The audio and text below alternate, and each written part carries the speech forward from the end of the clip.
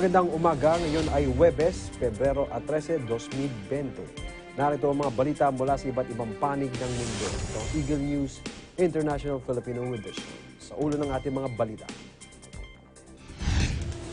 Bilang naman nasawi sa bagong coronavirus epidemic sa China, umabot na sa 1,113.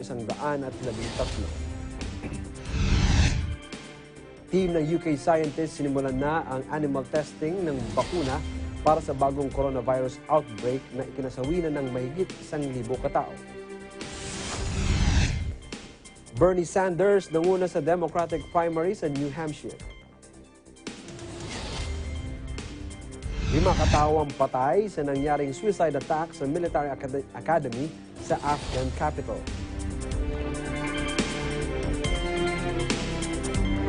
Ako si Ben Bernaldez, ang inyong magiging tagapagbalita. Sa detalye ng ating mga balita. Tumaas pa ang bilang ng mga nasawi sa bagong coronavirus epidemic na sa China na umabot na sa 1,113. Ito ay matapos maitala ang 77 karagdagang namatay dahil sa COVID-19. Ayon sa National Health Commission ng China, ito naman ang ikalawang araw na mas mababa ang daily death toll kumpara sa bilang ng mga nasawi noong Martes na umabot sa 108. Samantala, mahigit na sa 44,000 katao ang kumpirmadong nahawa ng virus sa China. 2,000 bagong kaso ang naitala kahapon, Miyerkules. 1,638 ang mula sa probinsya ng Hubei. Samantala, nadagdagan pa ang bilang ng mga sakay ng Diamond Princess cruise ship sa Japan na nahawa ng bagong coronavirus. 39 sa mga pasahero ang nagpositibo ng coronavirus habang sila ay isinasailalim sa quarantine sa loob ng cruise ship. Nasa 3,000. Opisyal nang tinawag ng World Health Organization ang coronavirus epidemic na COVID-19.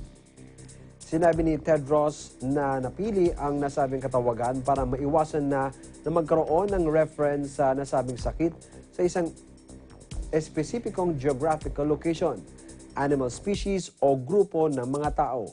Ito anya ay batay sa international recommendations para maiwasan ang stigmatization.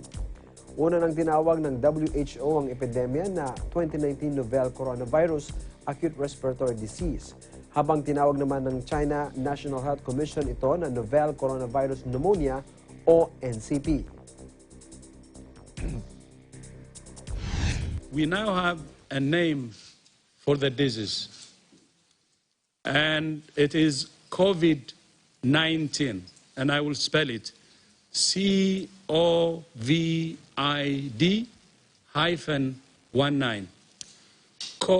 CO stands for corona, as you know. VI stands for virus, D for disease, so COVID.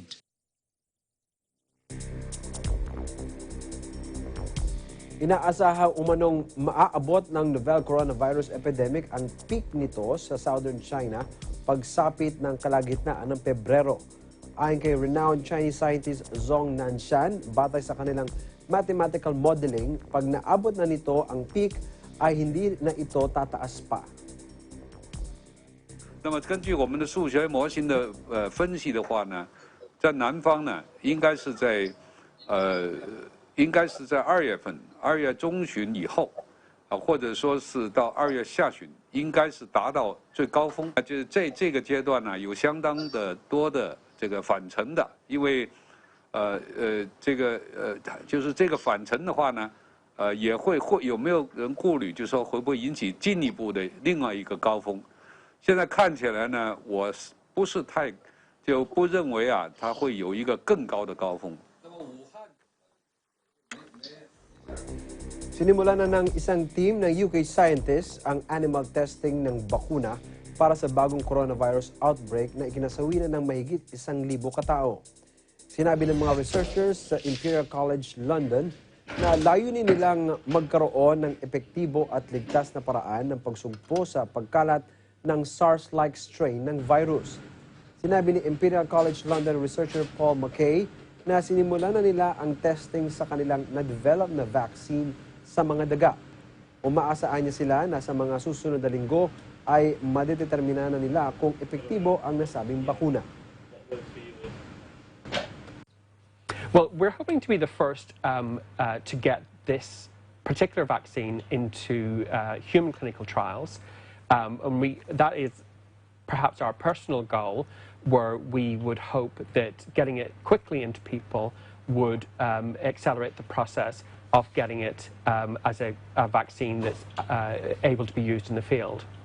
And once the phase 1 trial is complete, which will take a few months to complete, it can be immediately started into an efficacy trial in people, which will also take a few months to complete. So perhaps by the end of this year, there would be a viable tested vaccine that would be suitable for use in people. A long piece of RNA, and this is the RNA that is Ang iba pang mga balita sa pagbabalik ng Eagle News International Filipino Edition.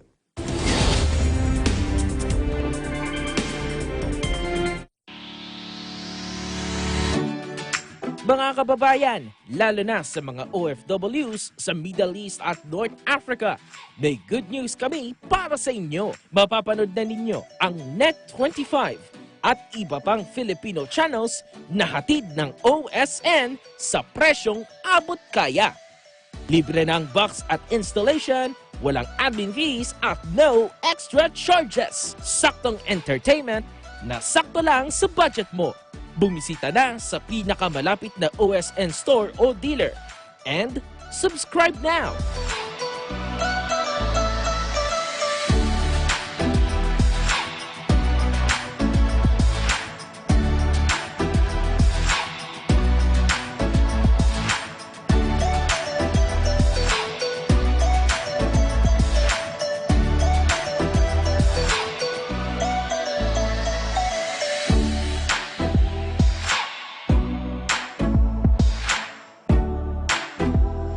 Sa Net25 at OSN, siguradong at home ka dito.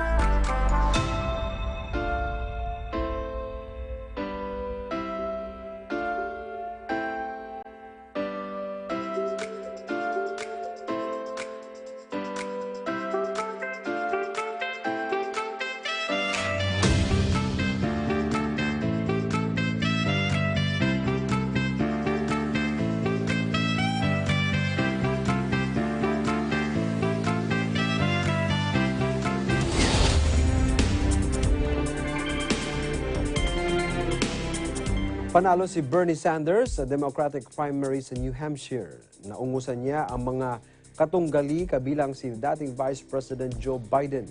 Nakuha ni Sanders ang 26% ng boto. Nagpasalamat naman ito sa mga mamamayan ng New Hampshire sa nakamit na tagumpay. Samantala, pumangalawa naman si Indiana ex-mayor Pete Buttigieg na nakakuha ng 34% ng boto.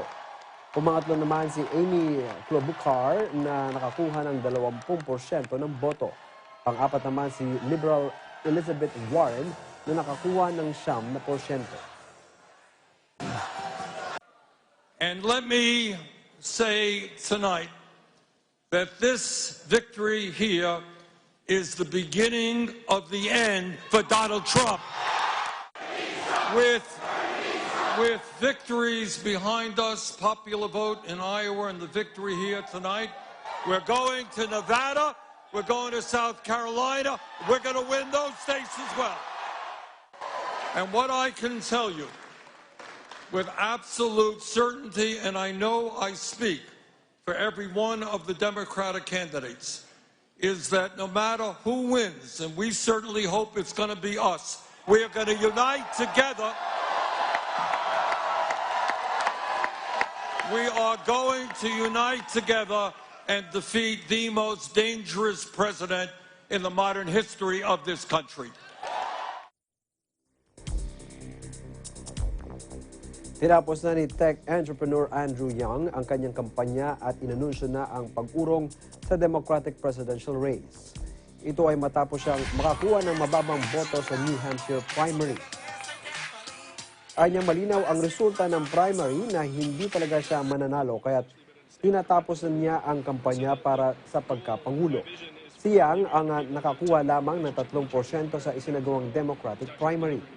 Inanunsyo na rin ni Colorado Senator Michael Bennet ang kanyang pag-urong sa presidential race matapos siyang makuha ang ikasampung pwesto. And while there is great work left to be done, you know I am the math guy, and it is clear tonight from the numbers that we are not going to win this race. I am not someone who wants to accept donations and support in a race that we will not win. And so tonight, I am announcing I am suspending my campaign for president. We love you, Andrew! Thank you, I love you too. Thank you, New Hampshire. This is not an easy decision or something I made lightly with the team. Endings are hard, and I've always had the intention to stay in this race until the very end. But I have been persuaded that the message of this campaign will not be strengthened by my staying in this race any longer.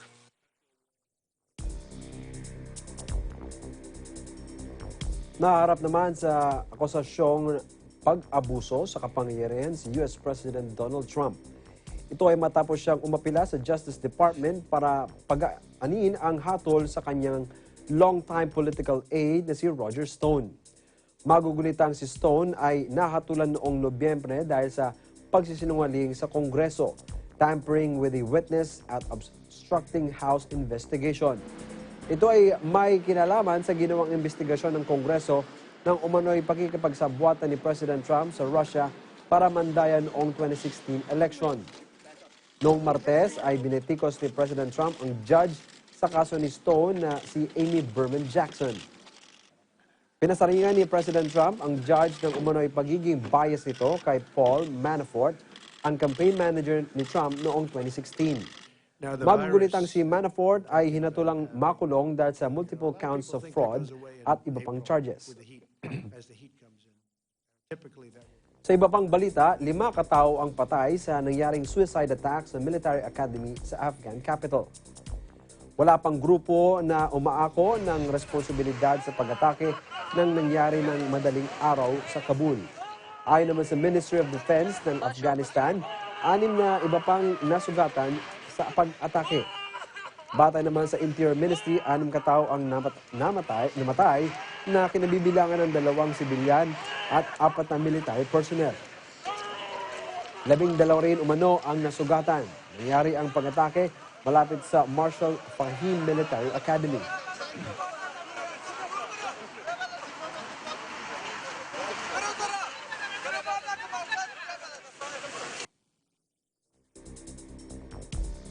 Ang iba pa mga balita sa aming pagbabalik.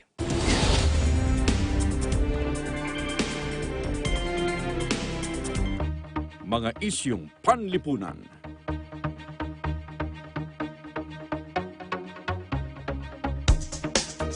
Mga isyung pampolitika.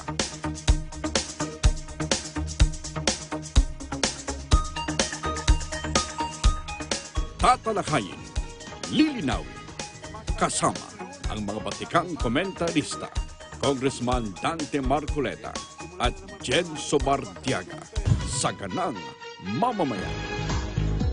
Lunes hanggang Biyernes, alas 8 hanggang alas 9 ng umaga.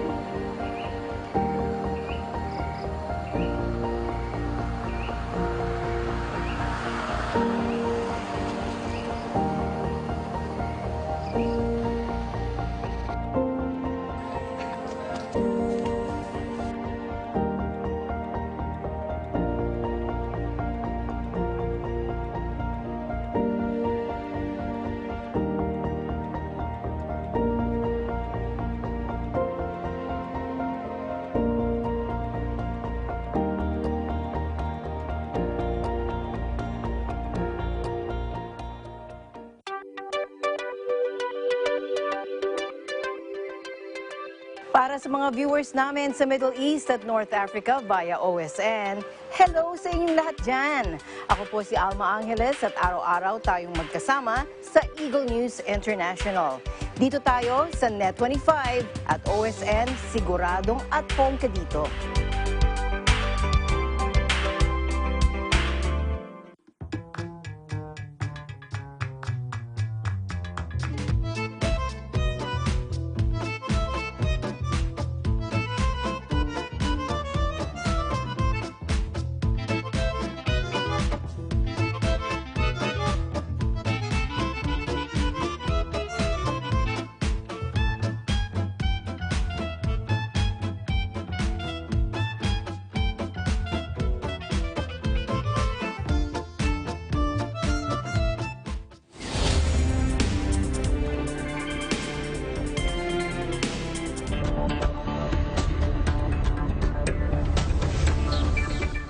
Bahagyang nakabawi ang Asia-Pacific market sa harap ng bahagyang paghupa ng banta ng coronavirus outbreak. Ang Tokyo market ay umangat ng 0.5%, ang Hong Kong ay tumaas naman ng 0.7%, ang Sydney ay kumita ng 0.6% at ang Singapore ay umakyat naman ng 0.7%. Tumaas din ang stocks ng Shanghai, Wellington at Taipei. Samantala, apektado naman ang epidemya ng coronavirus ang production lines ng mga pangunahing automakers katulad ng Hyundai ng South Korea. Namamalagi rin ang pangamba na lubhang maapektuhan ng airlines at hospitality at tourism sectors. Nakabawi ang Tokyo Nikkei Index sa pagbubukas ng trading sa kabila ng mga pangamba kaugnay ng coronavirus disease outbreak. Ang Nikkei 225 Index ay umangat ng 0.28% o 66.14 points sa early trade. Samantala, ang Broader Topics Index naman ay bumaba ng 0.05% o 0.92 points. Ang SoftBank Group naman ay umangat ng 11.34%.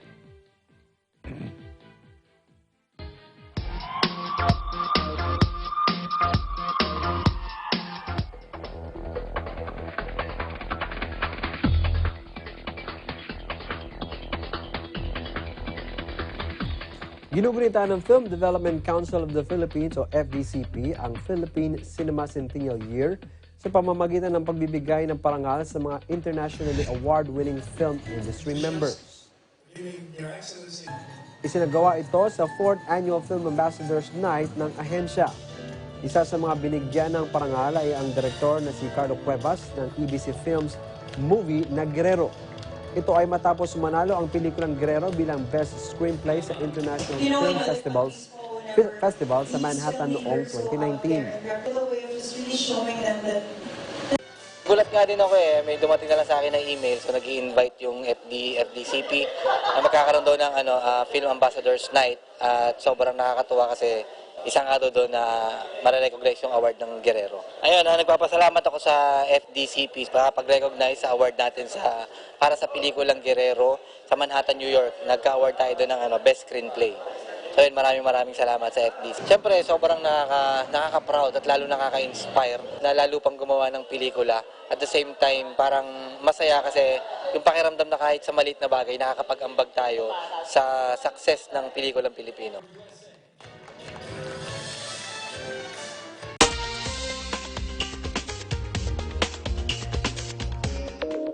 Isang tapir na kabilang sa listahan ng endangered animal ang isinilang sa Nicaraguan Zoo. Pinangalanan nila itong Valentina.